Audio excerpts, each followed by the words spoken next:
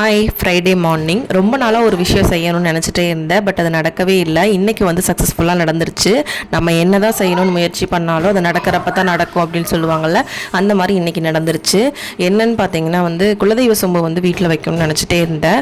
But அது ஒரு மாதிரி தடங்களாகவே போயிட்டு இருந்துச்சு. இன்றைக்கி வந்து சக்ஸஸ்ஃபுல்லாக வாங்கி நல்லபடியாக வழிபாடு செஞ்சாச்சு.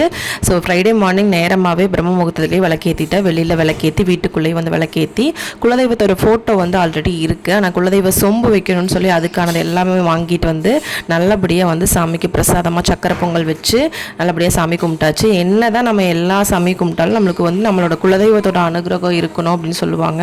ஸோ நல்லபடியாக சாமி கும்பிட்டு பாப்பா தம்பியை வந்து ஸ்கூலுக்கு கிளப்பி விட்டுட்டு அதுக்கப்புறம் ஆற்றுக்காலம்மன் கோயிலுக்கு தான் வந்திருந்தோம். இங்கே பார்த்தீங்கன்னா பயங்கரமான கூட்டம். ஏன்னா சபரிமலைக்கு போகிறவங்களும் இங்கே வந்து அதிகமாக வருவாங்க. ஸோ நல்லபடியாக சாமி கும்பிட்டு எலுமிச்சம்பழ விளக்கெல்லாம் ஏற்றிட்டு வீட்டுக்கு வந்தாச்சு. நம்ம சேனலை ஃபர்ஸ்ட் டைம் பார்க்குறீங்கன்னா மறக்காமல் சப்ஸ்கிரைப் பண்ணுங்கள். தேங்க்ஸ் ஃபார் வாட்சிங்.